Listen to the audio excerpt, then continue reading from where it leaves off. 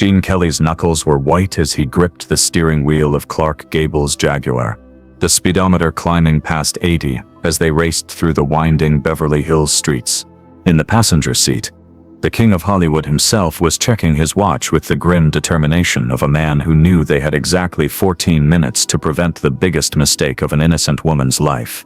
"Faster, Gene," Gable shouted over the roar of the engine as they took a corner on two wheels. "If we don't get to that church before the ceremony ends, Vivian Lancaster is going to spend the rest of her life married to the most dangerous man in Hollywood." But what had started as a rescue mission was about to become something much more perilous, because the man they were trying to stop wasn't just powerful enough to destroy careers, he was ruthless enough to destroy lives. It was 2:43 p.m. on June 15th, 1955, and Gene Kelly and Clark Gable were about to crash the most exclusive wedding in Beverly Hills to save a woman who didn't even know she needed saving. The desperate race against time began 3 hours earlier, with a phone call that shattered Kelly's peaceful Saturday afternoon.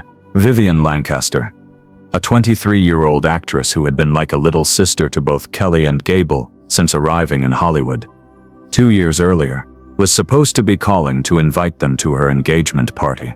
Instead, her voice was shaking with terror. "Gene, I need help," Vivian whispered, clearly trying not to be overheard.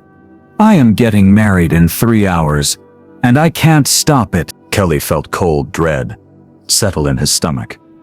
"What do you mean, you can't stop it?" "Vivian, it is your wedding." "No, it is not." Her voice broke. "It is Victor Torrino's wedding. I am just the bride he bought." Victor Torrino was one of Hollywood's most powerful and dangerous men, a studio executive with connections that ran from MGM's boardroom to Chicago's organized crime families. Officially, he made movies. Unofficially, he controlled careers, destroyed reputations, and eliminated problems with methods that legitimate businessmen didn't discuss. "Vivian, where are you?" Kelly demanded. "The Ambassador Hotel. Victor has me in the penthouse suite with 2 guards. He says if I try to run or if I don't smile convincingly during the ceremony, he will release photographs that will destroy my career and put me in prison for drug possession." Kelly's rage was building, but he forced himself to stay calm. "What photographs? What drugs?" "Pictures he had taken of me at a party last month. I didn't know there were drugs there."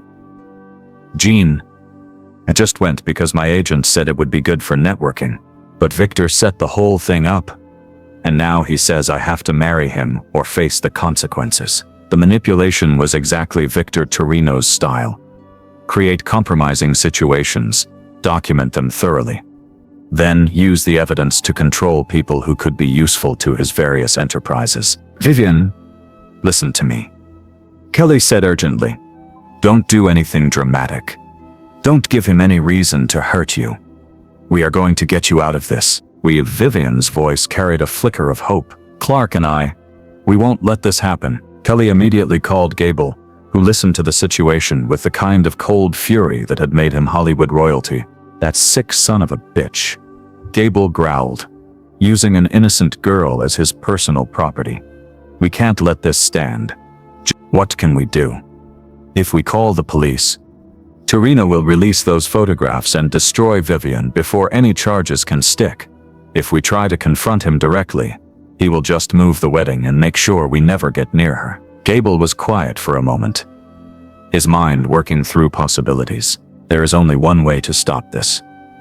Gene, we have to get to that church and disrupt the wedding publicly, in front of so many witnesses that Torrino can't retaliate without looking like exactly what he is, a criminal." Kelly understood immediately.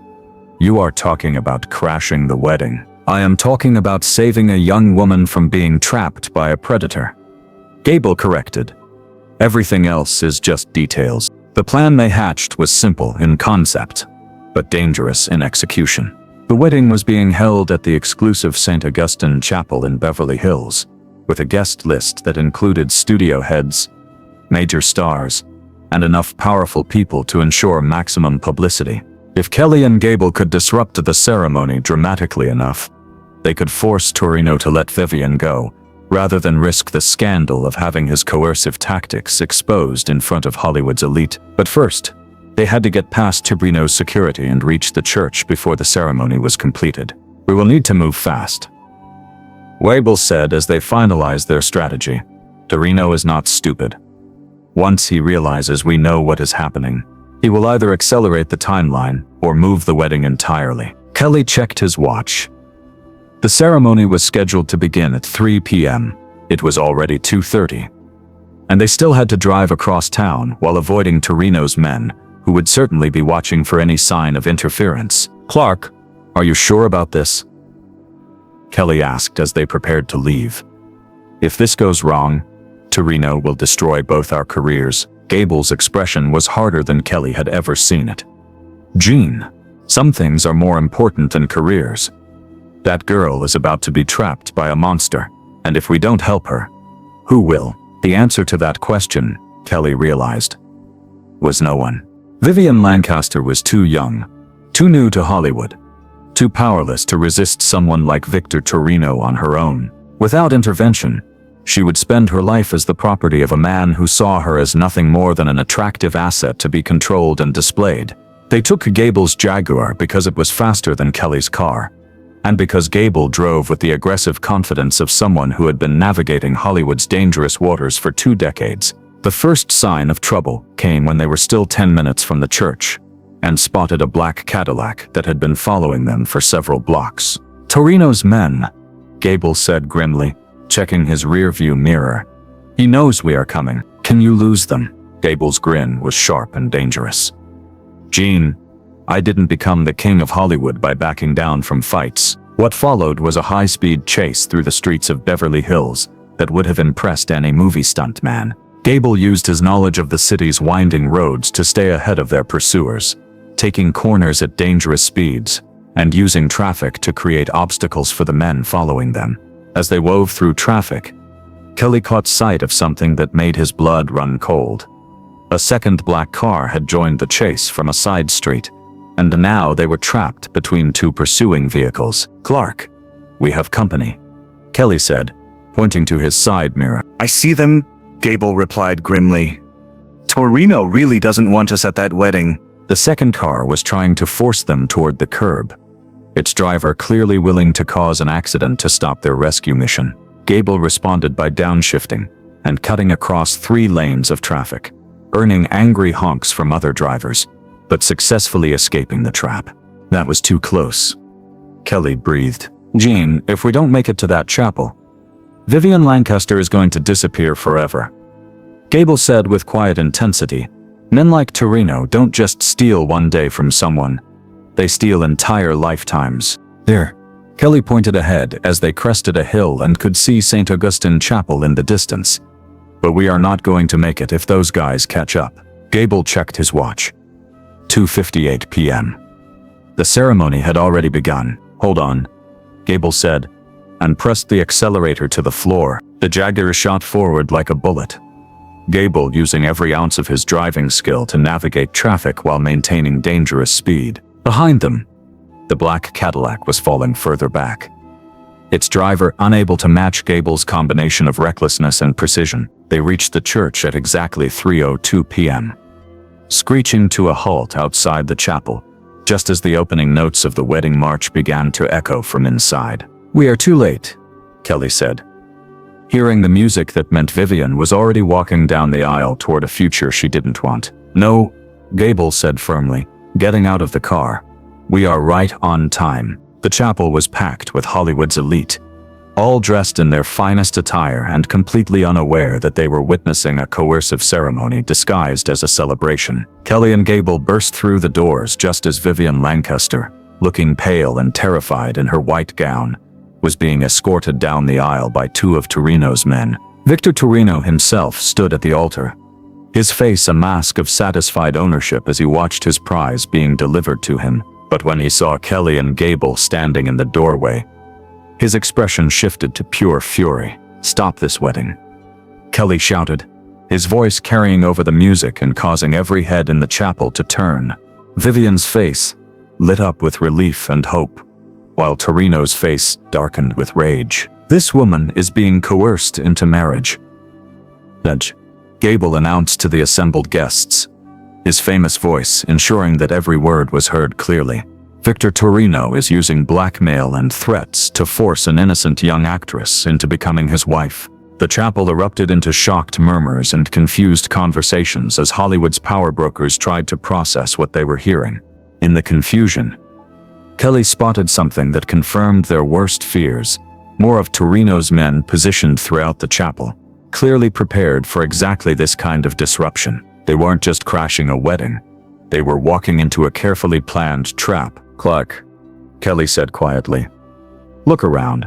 We are outnumbered." Gable's eyes swept the chapel and saw what Kelly had seen, at least 6 men in strategic positions, all watching Torrino for orders. But instead of retreating, Gable stepped forward with even more confidence. "That is exactly what I was counting on," he said with his trademark smile. "The more witnesses we have to his operation, the harder it will be for him to make us disappear afterward. Throw them out." Torrino snarled to his security men, but Kelly and Gable were already moving. "Vivian," Kelly called out, "you don't have to do this. Whatever he is threatening you with, we will figure it out together." Vivian looked back and forth between her supposed rescuers and her captor, understanding that this was her one chance to escape, but also terrified of the consequences if she failed.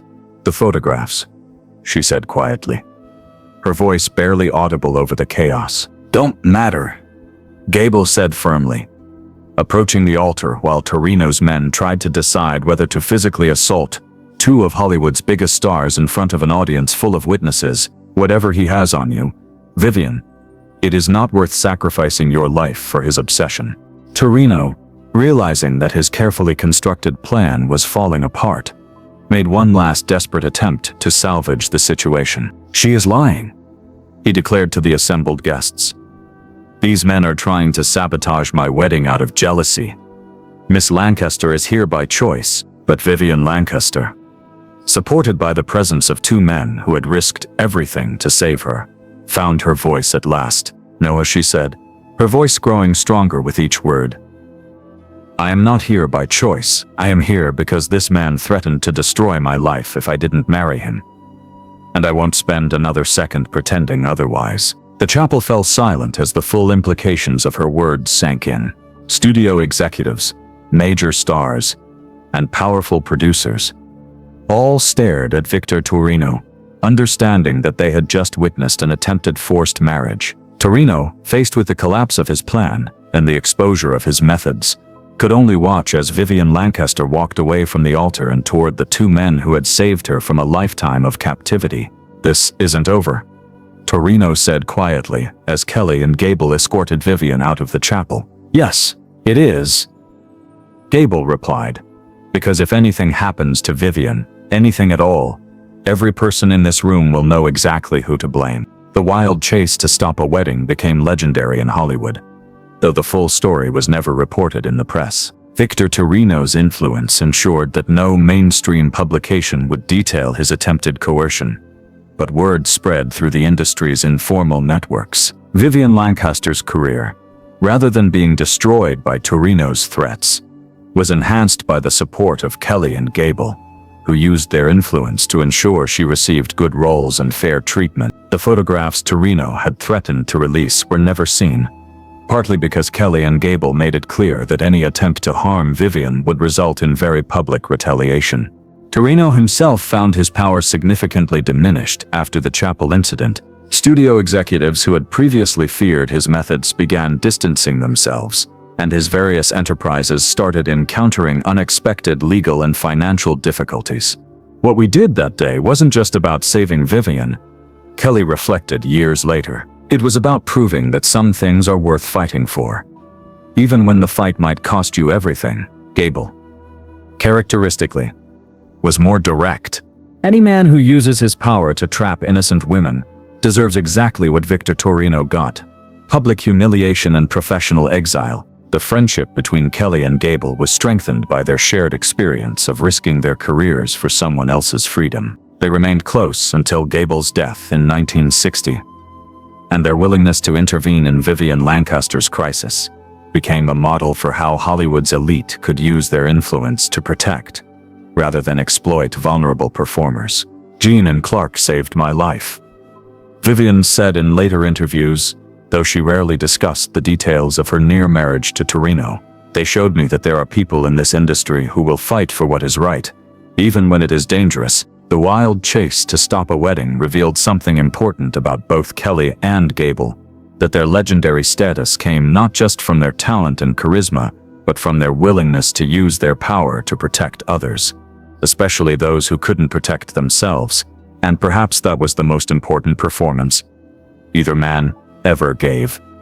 Not the ones captured on camera, but the real-life heroism they displayed when someone needed them to be more than just movie stars.